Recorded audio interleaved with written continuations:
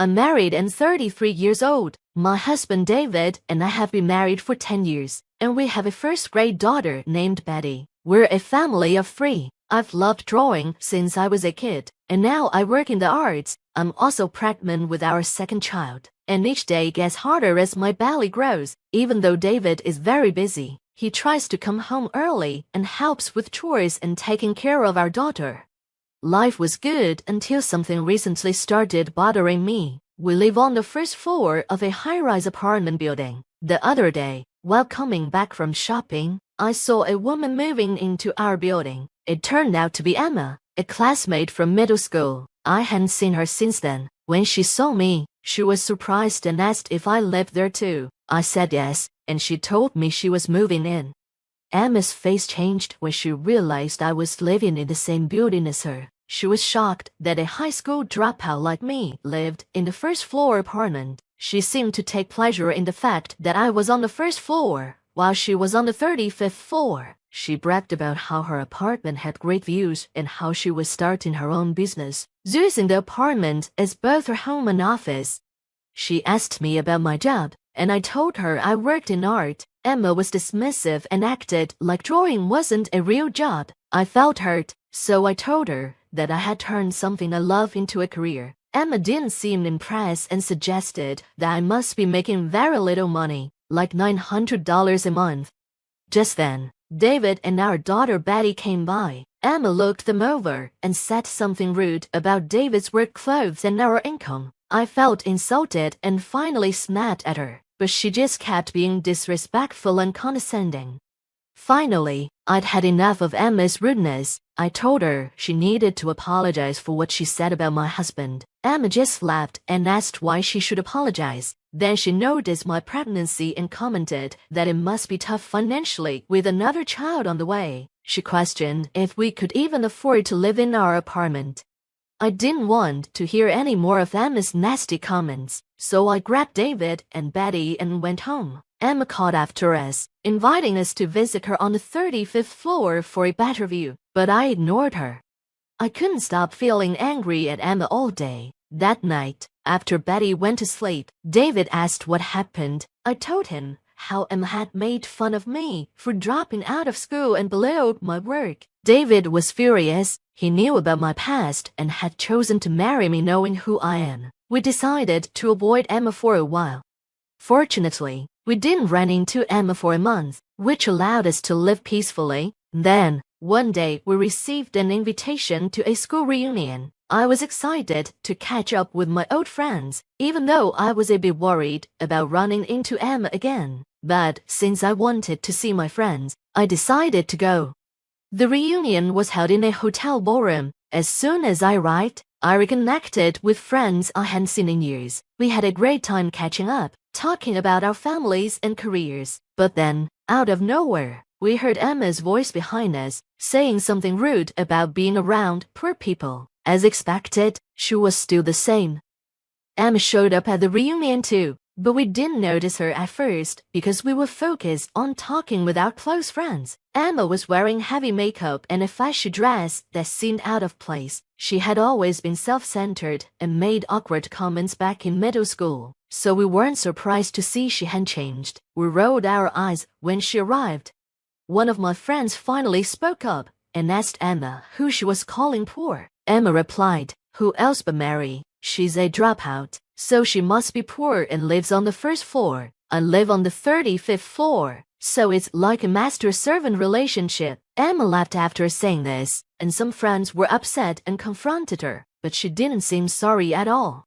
Emma kept making rude comments, suggesting I should move to a cheaper apartment if I didn't want to be caught poor. She even told me to leave the reunion, since I supposedly earned only $900 a month. My friends were confused and asked if I really only made $900 a month. I explained that's just what Emma believes.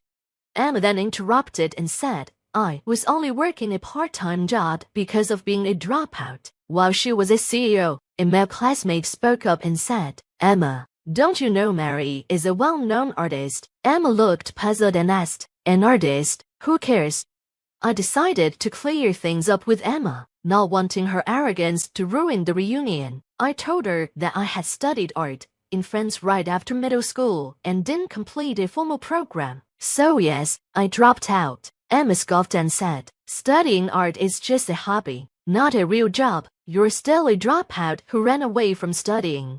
Emma clearly didn't understand. I decided to explain more about my work. I told Emma that I had spent years training and now run an art gallery while also creating my own artwork. I have fans and have even helped my own exhibitions. Some of our classmates have bought my art. After training in France, I returned to New York and started my art career, which has become successful in recent years. David and I met at one of my exhibitions, and we clicked, which led to our marriage. Even with all this, Emma still didn't seem to understand. She said, "An exhibition is just for fun. I'm clearly the winner here because I'm a CEO." I was frustrated and told her that this wasn't about winning or losing. I take my art seriously, even if she doesn't see it that way. Emma then asked why we live on the first floor if I'm making so much money. I explained that we used to live on a higher floor, but since I'm pregnant and elevators can't be slow, we moved to the first floor for convenience. Emma didn't seem to accept my explanation. My friends and even some classmates knew about my career as an artist, but Emma probably didn't consider it because she had no interest in art and looked down on me for being a dropout. I was about to share another detail when I saw David and Betty at the entrance. Betty was running towards me, with David following behind and looking a bit embarrassed. David apologized, saying he got caught up with work and brought Betty along. Emma then noticed David's sharp suit and asked why he was dressed up when he was in work clothes last time she saw him. David greeted my friends, thanking them for being kind to me and asking if there was anything they needed. Just then, the reunion organizer rushed over to thank us for providing the venue. He praised the food and drinks, saying everything was excellent. David's parents owned the hotel, and David, now the CEO, had generously offered it for free. Emma's face turned pale when she heard this.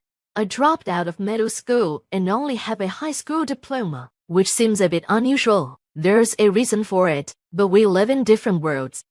She had looked down on me as poor, but here I was as an artist and the wife of a CEO. Emma was shocked and asked why a dropout like me was married to someone so important while she, an elite, was still single. She seemed bitter and challenged me on how I managed it. David finally noticed Emma and said, "Oh, we've met before. Sorry for being in work clothes last time. I was helping with a neighborhood cleanup. As the owner of the high-rise, it's important to maintain good relations in the community." Emma's face went white. "Wait, you own that high-rise?" she asked. David explained that his family had been wealthy for generations, involved in hotel management and owning many properties, including the high-rise where we live. David then invited Emma to visit the penthouse, which has a great view of the Empire State Building. Emma was stunned again and asked why we lived on the first floor if we had a penthouse. I explained that, because I'm pregnant, we moved to the first floor for convenience, but both the penthouse and the first floor are ours. Emma was speechless and looked like she couldn't believe it, seeing the reaction from our friends and feeling that I had ruined the reunion's atmosphere. I decided to leave with David and Betty. As we were leaving, Emma muttered something rude about a dropout being so cocky. I turned to Betty and said, "What matters most is what's inside. Never look down on people." Betty cheerfully added, "Emma, if you keep making faces like that, happiness will run away from you." Everyone laughed, and the mood of the reunion improved. Emma, now embarrassed, quickly left. The reunion continued on a positive note. I enjoyed the rest of the evening with my friends, who also had bad experiences with Emma. Betty's comment had made everyone feel better. Months went by, and we didn't see Emma at the high-rise again. One day, David came home and told me that Emma had finally moved out. She hadn't paid rent for 3 months, and we had to get a lawyer to issue an eviction notice. Emma left town quickly after that. David said Emma had left the apartment exactly as it was. Furniture and clothes were still there. She took her expensive items and computer, but left everything else behind. At first, I was suspicious, but a friend updated me on Emma's situation. It turns out she had been pretending to be successful but was actually jobless. She had some savings from her career but couldn't keep up her lifestyle and fell behind on rent. She had no other place to go, so she left her belongings because she couldn't afford to get rid of them. I was disgusted to learn that Emma was still a burden to others. Even in her crisis, her terrible personality meant she had no friends or colleagues to help her. Now she's living in a rundown apartment and struggling with part-time jobs. She used to brag about being an elite and looked down on me as a dropout. I'm sure her pride is shattered now. I hope she learns to live a more humble and honest life. As for me, I'm happy with my life. I continue to paint, spend time with my husband and daughter, and look forward to our new baby. Our family of 3 gets along wonderfully, and I'm excited about expanding our family. I'll keep doing everything I can to protect our happiness.